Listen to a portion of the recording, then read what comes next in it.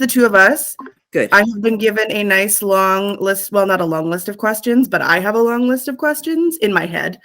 But thank you for agreeing to do this. You are, I don't know if you know this, but you're kind of a big deal. Oh, well, thanks so much. Start off your Friday with an ego boost. So I'm Sam, by the way. I don't know how much they told you about. They didn't tell me that much, but okay. So the book club is in Saskatchewan. Do you know where Saskatchewan is? I do, and okay. I did know that it was a book club there. Yes. So I am the TV host for CBC in Saskatchewan, and I have a book club. Great. And we read Unfaithful back in 2016.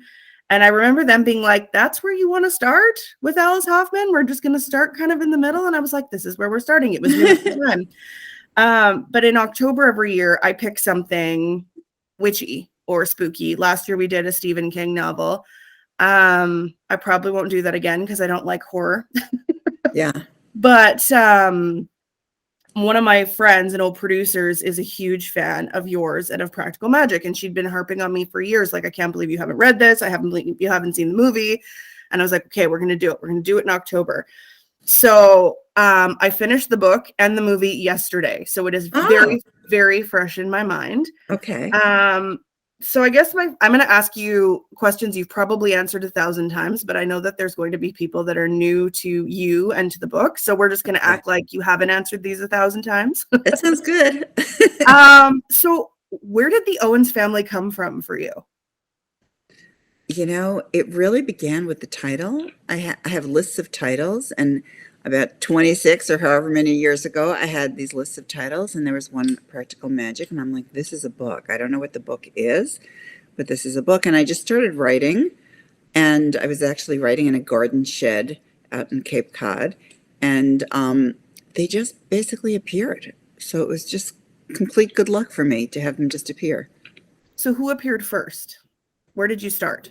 The whole family, Franny, Jet, Jillian and Sally, they were kind of the core group for me. And I think they are for a lot of people who read Practical Magic. And even if you read the other books, they're still, the main characters, I think. So with every family that gets written by a lot of authors, there's sometimes a favorite character. Do you have someone who's more your baby than the rest that you're particularly attached to of your characters in those stories? Well, I think when Practical Magic was written, people, including me, felt they were either like Sally or like Jillian. And at the time, I felt I was more like Sally. She wanted to be normal. She didn't have anything to do with magic. She just wanted to get on with her life. She doesn't believe in the family curse. But as time has gone by and I've written more about these characters, and I went back in time to write about the two older characters, Franny and Jet, I feel kind of closest to Franny, who can be, very difficult, and some people are afraid of her, but she has a big heart that she tries to hide most of the time. With the book, it's interesting having watched the movie and read the book, because the movie's become this like cult classic this time of year. Yeah. But it's very, very different. Like, if this was an English class and you watched the movie and didn't read the book, you'd fail the test 100%. Yeah. When the movie came out, what did you initially think of it? Well, I was a screenwriter for 20 years in Hollywood, so I know that the movie and the book are different, and they have to be different because they're just different art forms. So I knew it was not going to be the book. I felt really lucky that Sandra Bullock was the person kind of behind everything. And I thought the actresses in it were unbelievably great. I was so lucky. I had known Diane Wiest from years ago. I think she's just amazing. And I just, I felt really lucky. It's different, but, it's its own unique thing. So I feel like, it doesn't take away from the book. The book and the movie are always going to be different things. You wrote pretty fondly about it in your introduction, because I have the 25th anniversary edition. Oh, yeah. And it seems like you have a really fond place for the movie in your heart, but also a different place from the book. Yeah, and you know what I really feel about it? When it first came out, it got really terrible reviews. And it has gotten more and more popular through the years, and like you said, it's become a cult movie, and mothers and daughters watch it, and sisters watch it, and friends watch it, and groups watch it together. And I think, our attitude has changed towards women, and it was one of the at the time it was one of the few movies that had all of the starring roles were women. And, that was so unique and so different that I think a lot of like critics couldn't even see that and see what it was and understand that it was about sisterhood, and that something could be fun, but it also could have a serious message underneath. So, yeah, I'm very happy with the movie. When you talk about the serious message, domestic violence plays a pretty prominent role, obviously, in the whole death, killing the boyfriend thing.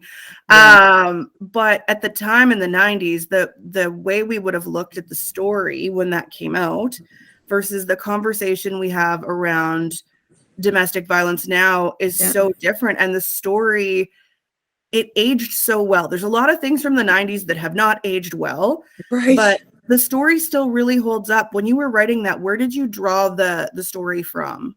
Thank you. I really appreciate you saying that. And I think it's really true. And I think, it was just kind of overlooked. Nobody when they talked about the movie, they certainly didn't talk about that piece of it at all. I think things have changed so much. I hope they have, in terms of feeling that people feel they can be more open, the kind of Me Too movement where people could talk about their abuse and their histories and not feel that they would get punished even more for having been victimized. So, I think I always want to tell stories of women who couldn't tell their own stories. So I think for me that's part of it. And when I was growing up, I remember being in school, and I cannot remember a single woman that author that we read.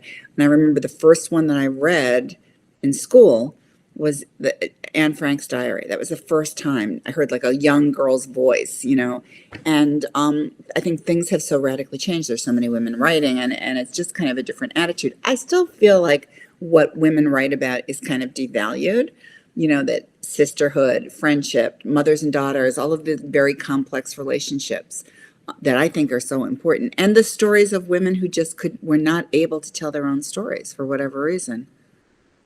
But it's so relatable. I think even though you say that you feel like it's devalued, and maybe it is because of you just see, I mean, you even think about the female musicians and how those stories stand up compared to male musicians. It's very similar.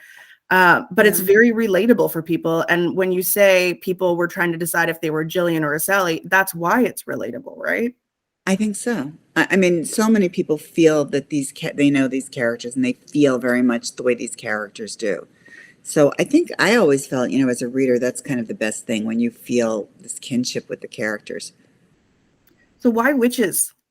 Why witches in the family? I mean, you can tell a good story of females and sisterhood, but what made them witchy? Well, I think, for me, I think what forms you as a writer is what you read. And I grew up reading a lot of magic, a lot of fairy tales and myths. And, for me, I was always the girl that wanted to dress as a witch in Halloween. And I think it's so interesting that girls still do that, even though there's so many other costumes they could have. Um, I felt like in my day, it was you're either a princess or a witch. And witch was the mythic figure with power. And, that, kind of drew me towards that. So the way you wrote the book, I noticed there's not chapters, it's sections. And as someone who likes to finish a chapter before they walk away, I was like, oh my God, how much more do There's, I have to go? Why did you decide to do it that way instead of in chapters? Or do you you know, consider those chapters? I just consider them sections. You kind of, I think as a writer, I don't know if every writer does this, but I always break things down, and some things are in chapters, some things are in sections.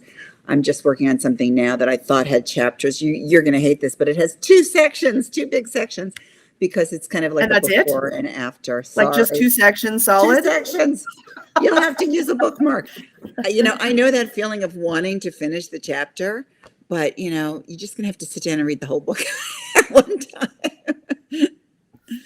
And you vary it, obviously, because I've read some of your other work. You vary it from Yeah. book to book. So do you let the story determine that, or how do you pick and choose when you're going I to do really it? do. I almost don't feel like I'm choosing. I almost feel like the story is coming to me as it comes to me. Interesting. So I have the Rules of Magic literally sitting next to me to read. I picked Oh it up yeah. knowing that I probably could read it even if I hadn't read Practical Magic because it was a Yes. prequel. Yeah. But you have a new book, the Book of Magic. So the prequel is about the ants Yes. and their It is. history. What is the Book of Magic about? The Book of Magic, and that, well, the prequel about the ants takes place in the 60s in New York City in Greenwich Village, which is like my favorite place, favorite time. And then there was another book called Magic Lessons, which went back to the 17th century. And that is kind of the origin story of the Owens family with Maria Owens, who was kind of the first member of their family. And now the Book of Magic is the last book, and it's kind of closure for the characters and for people who have been involved with the characters, and also for me. It's kind of the end of this story. So when you say it's the end, is it more family members down the line? Is it in the future? How do you I think, determine the end of this series? yeah, I think it's like a few years after Practical Magic. Did you intend when you wrote Practical Magic for this to be a story that took on different time frames and stuff? So Not how at did all. you how did If you I end up getting had, I back would to have them? been, yeah, if I had, I would have been so much smarter, and I would have done an outline. I would have figured out what was in each book, but I never thought of that. And then I kept getting, messages from readers saying, we want more, we want to see more of these characters. We think you should do a sequel, which I finally have done with Book of Magic. But first I wrote two prequels because I always think it's so interesting to know how your family got to be the way they are, and how influenced you are by grandparents, great grandparents, people you never met, in the far flung past. Um, so it's been fun for me and completely unexpected. Why was it important for you to situate the ants in Massachusetts? I ask that because I did go to a family wedding in Rhode Island and we ended up in Boston, and I made my family hoof it out to Salem so that I could do the whole witch thing. Yeah, Grew up loving witchcraft, like not in the creepy draw pentagrams kind of way, but loving the magic of witches. yeah, And so like made my family hoof it out to Salem, and we did all the tours and like learned the real story of the history of like the Salem witch trials. But I yeah. find it interesting that people go back to Massachusetts over and over with witch stories, and I noticed that you did the same. Oh, yeah. I mean, well, first of all, I feel like, I live here. I'm a New Yorker, but I've lived here for many, many years. And also, I feel like, first of all, it's kind of the beginning of American literature is here in Massachusetts. And, Salem, and partially that took place in Salem. But I think Salem is just so represents kind of the home of witchcraft. And also, it represents the home of women being mistreated in this country by Puritans. And it's like in a kind of an amazing story what happened to women in this country in the 17th century, and that's what Magic Lessons is really about. It doesn't really cover the Salem witch trials, but my character Maria Owens unfortunately falls in love with one of the judges, John Hawthorne, at the Salem witch trials, and it just was horrendous what happened to women. And I think I think people really relate to that also. I mean, people got arrested and put in jail for wearing silk or for wearing a color, and it was just kind of control of women, basically. So you said you're working on something now, and your books are all about different things. They're Yeah. not all the same. What are you working on now that is half and half? Well, now I feel like I can't talk too much about it because I'm working on it, but it's biblical. So there's been a lot of research involved, and again, stories about women, and it's very hard to research that because there's not much written down. Um, Other than Cleopatra, there's really not much written down about women in ancient times. So that's been interesting and fun for me to do. When you say biblical, is that why it's like Old Testament, New Testament, before and after? Is that the No, that's not it. It actually Oh. has to do with location. Oh, okay. So yeah. So as a writer now, you're very established. How do new books come about? Do you pitch to them? Does a publisher come to you and say, "Hey, we need another book from you"? What's the world like when you're an established author?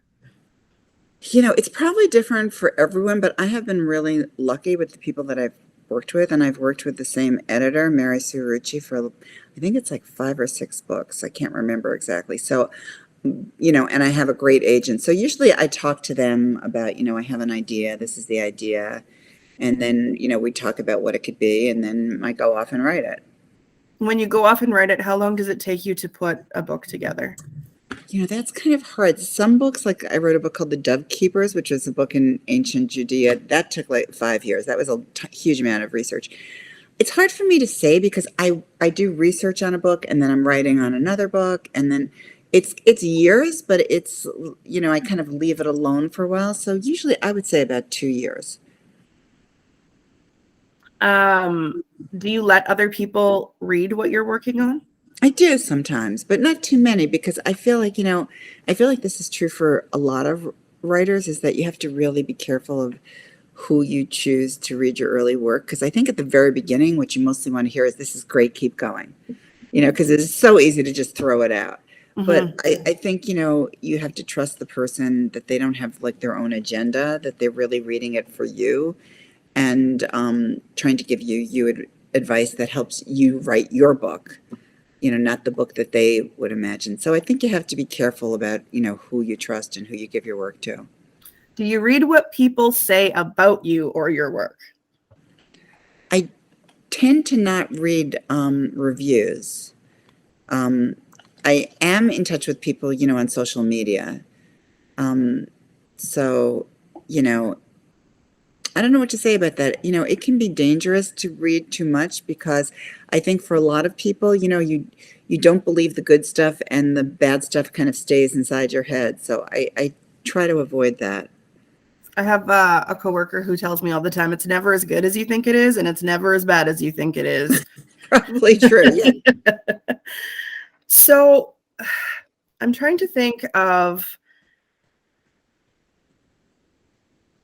it was just such a good book. And I really, really loved Practical Magic. Thank and I you. really loved Unfaithful too. And I'm wondering for people who love that, like, because you write a lot in Yes. that magical realism style. Yeah. Well, that book is actually faithful, although there are unfaithful. Yes. You're probably thinking about that because there are a lot of unfaithful people in it. Faithful, yes. And the really faithful creatures are these dogs. Actually, at the center of the book, the character Shelby adopts stray dogs. Yes, which is interesting because that's happening so much now during COVID, especially as people. I know so many people who have gotten dogs. I think some of my books have more magic than others, but I'm always interested in a certain level of magic because I feel like that's what writing's all about. Basically it's just like black marks on a page, and then you as the reader create this whole world in your head. To me, that's magic. But writing in that style can't be easy either because you almost have to write it without there being holes in it, right? Like it has to make sense to an extent. Can you just make things happen? I think it has to feel like it makes sense when you're reading it. But, that doesn't seem that hard to do. And if it does, as you're rereading it, I find when I'm rewriting a book, it really is helpful for me to read it aloud because if something doesn't sound right or you kind of like, you can barely read it, then it probably doesn't fit and it's not working, especially with dialogue. The way people speak to each other is different than the way people speak to each other in a book. If you wrote down everything that people said to each other, it would be so boring probably because you know how conversations are. So I tend to read things aloud.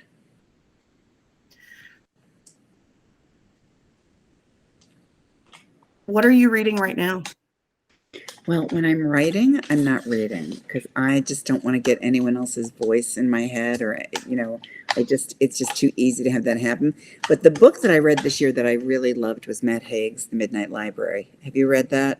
It's literally on my pile. It's just great. It's just, I love him anyway, but this book is a really special book. And I especially during COVID, I was so depressed and I read The Midnight Library and I felt so much better than I immediately wrote to him, which I think everybody does, and just said, I just love this book. It made me feel so much better and so much more hopeful. What was it about the book that gave you that feeling? Well, you'll read it and you'll see, because I don't want to give away any spoilers, but it's, first of all, it takes place in this amazing library, but it's about kind of the choices you make in your life and how you never know what they really mean until the end of your life. Who is the, obviously you've worked with like Sandra Bullock and Nicole Kidman with the movie and stuff, but who is the most unexpected fan that's reached out to you that you were like, I didn't see that coming? I don't know. I can't really think, I have a lot of readers and a lot of fans, but I can't think of anybody that I really felt that way about. It's not like George Bush wrote to me or something. I don't know. You've been doing this a long time, so you've had a lot of people reach out to you over the years too. Yeah, a lot of people have reached out. It's very nice. Have you ever thought about making another movie? I mean, you said you've been a screenwriter, so you've probably worked on other films, but is there... Yeah. Well, the person that was the producer of Practical Magic also now owns the rights to the Rules of Magic and Magic Lessons and also Practical Magic. And so there's a potential TV show that they're talking about. Oh, that would be lovely. Yeah, that would be great. So what would you do in terms of characters, though? I don't know that you're necessarily going to have those women sign on again in those characters. No, it wouldn't be the same. It wouldn't be the same women for sure, and it would be taking place kind of at different times. So, it definitely wouldn't. That was what it was. And this would be something, just like a book and a movie are different creatures. I think a TV series and a movie are too.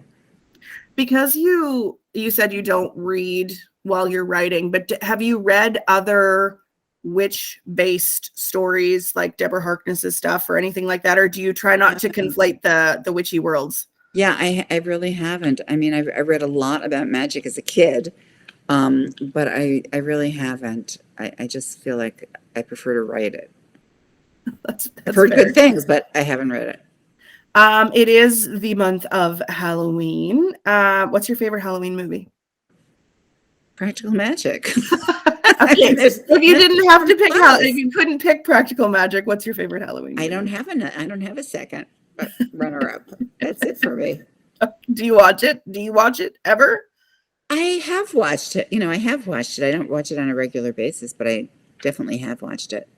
Like I watch Hocus Pocus every Halloween, so that's why I ask if there's a particular. Yeah. Or I think a lot of that's Beetlejuice. Yeah. Okay, I'm gonna look at the questions that the ladies in the book club sent me. B says, I'm curious about her timeline, releasing the next book so far into the future. Did she not plan on revisiting this world? She's currently reading the Rules of Magic, so the next one written. So you've kind of already answered that in that you hadn't planned, but no plans. So how did you choose the timeline for the books that you released afterwards? I just wrote what I was interested in. I wanted to find out, what I always think it's interesting to hear the stories of your older relatives. And in a way, that's what Rules of Magic is. It's like finding out who those older people were when they were young. And then I think, everyone's interested in kind of genealogy and where their families came from. And so Magic Lessons for me is that, like where did the families come from? Joy wants to know, is any of this based on your own background? And if yes, will you share? I would say no. You have no witches in your background? I know witches in my background. No, sorry.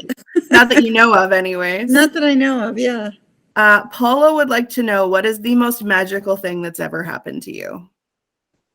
That's a really hard question. I can't even really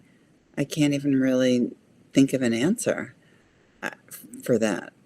I'm sorry. I think, I guess if I have to say anything, it would be becoming a writer, which is something I never thought would happen to me or someone like me. So Why for do you me, say that? Well, because I didn't even know people other than my mother. People where I grew up, like, they didn't even read books. So the fact that I could become a writer, which I completely think is because I went to the library all the time. And that really changed my life. But I never thought that I could be a writer. How did you become a writer? Why? How? How did it happen then? If you didn't think you could do it, well, how did it happen? I think what happened for me is that, when you love something, you want to be more involved with it. So I started writing, and I was kind of a secret writer. And then when I was I can't remember how old I was. I think I was like about 15. I wrote a very terrible science fiction story with no capital letters, and I sent it to Esquire magazine, which was an American magazine that I had never read. And I got back a handwritten note from somebody. which like totally shocked me. And the person, and I have the note, and the person said, when you stop with all this kid stuff, send us another story. I'm like, I am a kid. I'm 15, but I was so shocked to have somebody treat me like a writer. That was a really kind of a game changer for me.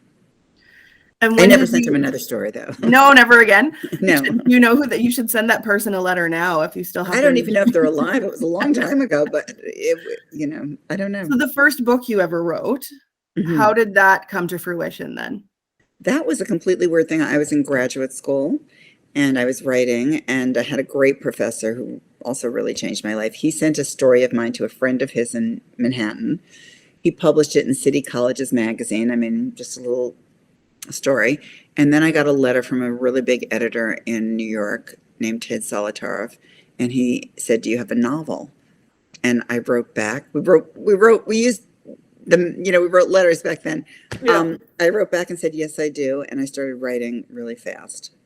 And in 6 months, I had a pretty terrible novel, but a novel that I sent to him.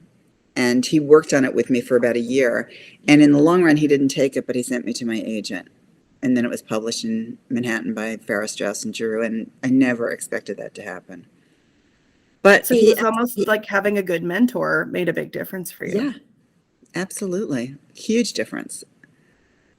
And having that first book, everything just kind of snowballed Everything from there. happened from that.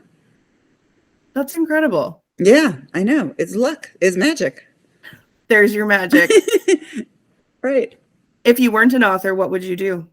Well, I wanted to be a vet, but I really can't stand the sight of blood or suffering. So I think I wouldn't have been possible for me. But that's what I wanted to be. Did you And write a if little not, or a librarian, a vet or a librarian, one or the other. It's interesting that you say that, because there is the character in Practical Magic that can't handle even the mouse dying. The suffering was too much for her. It's too much for me too. Yeah, I really don't like to see that kind of thing. So I don't think I could have been a vet. I mean, fair enough. That is kind of a and then Rhonda just wanted to know what you thought of the film adaptation, which we covered a little bit. Yeah, I loved it. I thought it was great. I thought it's funny, it's serious, it's fun to watch. And I think it's really fun to watch with a group or with somebody who you're really close with and kind of experience it together. Lauren wanted to know if Jimmy is a ghost or a demon in the movie, because he's clearly a ghost in the book, but in the movie, did they change him into something more sinister? Well, I think he's more sinister. Well, I don't know, more sinister, but he's different. I mean, he's completely different. He's not the same character, even though kind of the situation is the same. So I don't really know. Are you as well versed in the herbs and the gardening as the book would lead us to believe you are? I'm well versed in that. I do a lot of research, but it's not like it's not like I'm gardening. You don't have a beautiful garden? I have a very tiny, nice garden, but I don't have much to do with it. It just is what it is. Okay, for people who loved Practical Magic and maybe read Faithful, if they were going to go into your back catalog, because you have a big one, I know you've got this book coming, and we're going to give away a couple copies of the Book of Magic. Oh, nice. But if there's an opportunity, what would you recommend that they go to next? If they're going to leave the Owens family, say they've read that already, what would you recommend they go to next? Oh, man, that is a hard one, but I think maybe I would say The Marriage of Opposites. It's a historical novel, and it's about the impressionistic painter Camille Pissarro. It's about his mother, Rachel Pissarro, who is for me, a fascinating character who never got to tell her own story, who everybody in the family hated later on. So I wanted her to tell her own story, and it's also a great love story between her and her husband. And they're just a huge surprise in every way, and they were to me. Oh, I like a huge surprise. That sounds Yeah. like a good story. I guess that's all the questions I have for you. I've gone through the ones that the readers have given and everything else. Is there anything that I didn't touch on that maybe you wanted to talk about? Well, no. I mean, all I can say is that I hope that, readers of Practical Magic will also be happy with the other books, and I think mostly they have been. Because I think it's very easy to get attached to fictional characters, and I want it to feel like the right story was told and there was closure for the family with the Book of Magic. When you finally got that last copy of the book, when they gave you that first bound copy of it, how did you feel holding the last end of the story in your hands? I felt, really fortunate to have spent over 25 years writing about the same family and being able to make it kind of a broad canvas and do all these things that you can't necessarily do with other books. So in my writing life, I feel really lucky. It's Are you magic. sure you are done with the Owens family? No, but I'm sure I'm done with this part of the Owens family. I mean, I'm not sure. There are other characters who surface sometimes who seem like they're interesting to me, but this is the end of this family story for me. Well, thank you so much for your time today. I really appreciate it. I know you're busy, and I will share this with the book club when we get together on the 26th. All right, great. Thank you so much. Thank you so much. Have a Thank great you. day. Nice to talk Take to you. care. Bye-bye.